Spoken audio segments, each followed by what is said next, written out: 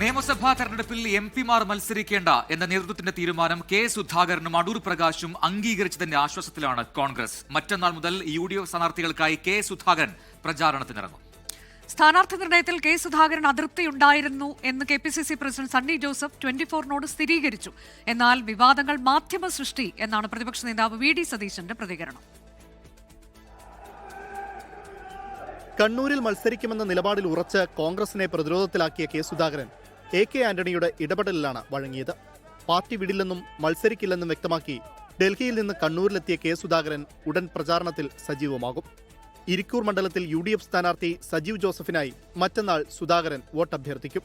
K സുധാകരന് സ്ഥാനാർത്ഥി നിർണയത്തിൽ അതൃപ്തിയുണ്ടായിരുന്നെന്ന് KPCC president Sunny Joseph 24നോട് സ്ഥിരീകരിച്ചു. ഇല്ലെന്ന് പറയുന്നില്ല, ചെറിയൊരു അഭിപ്രായ വ്യത്യാസം അക്കാര്യത്തിൽ ഉണ്ടായിരുന്നു, അല്ലെങ്കിൽ അഭിപ്രായ സമന്വയത്തിലെത്താൻ കഴിയാത്ത സാഹചര്യം ഉണ്ടായിരുന്നു. എന്നാൽ എല്ലാം മാധ്യമ സൃഷ്ടിയെന്ന പ്രതിപക്ഷ നേതാവ് VD സതീശൻ. കോൺഗ്രസിനെ ഇല്ലാത്ത വാർത്തകൾ ഉണ്ടാക്കി ആക്രമിക്കുകയാണ്. സുധാകരൻ എന്താ പറഞ്ഞത്? പാർട്ടിയാണ് വലുത്, ഞാൻ ചെറുതാണെന്നാണ്. നിങ്ങൾ ആ പാവത്തിന് എന്തിനാണ് അധിക്ഷേപിച്ചത്? നിങ്ങൾ എത്രമാത്രം മോശം, അദ്ദേഹം നിങ്ങളോടൊന്നും പറഞ്ഞില്ലല്ലോ. ഇതിനിടെ കണ്ണൂരിലെ UDF സ്ഥാനാർത്ഥി TO മോഹനൻ കെ സുധാകരനെ വീട്ടിലെത്തി കണ്ടു.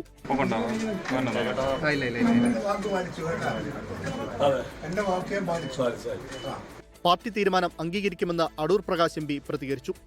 എന്നാൽ താൻ മത്സരിക്കണമെന്നായിരുന്നു കോന്നിയിലെ ജനങ്ങൾ ആഗ്രഹിച്ചതെന്നും അടൂർ പ്രകാശ്. കോന്നിയിലെ ജനങ്ങൾ വീണ്ടും അത് ആവർത്തിച്ചു പറഞ്ഞപ്പോൾ കേന്ദ്രത്തിൽ നിന്നും അതിന് അനുമതി കിട്ടുന്നു എങ്കിൽ മത്സരിച്ചാൽ കൊള്ളാമെന്ന താല്പര്യം പ്രകടിപ്പിക്കുകയുണ്ടായി. നാമനിർദ്ദേശ പത്രിക സമർപ്പിക്കാനുള്ള അവസാന ദിനം തിങ്കളാഴ്ചയാണ്. ഇതിനു മുൻപ് മുതിർന്ന നേതാക്കളെ അനുനയിപ്പിക്കാനായതിന്റെ ആശ്വാസത്തിലാണ് നേതൃത്വം. 24 തിരുവനന്തപുരം.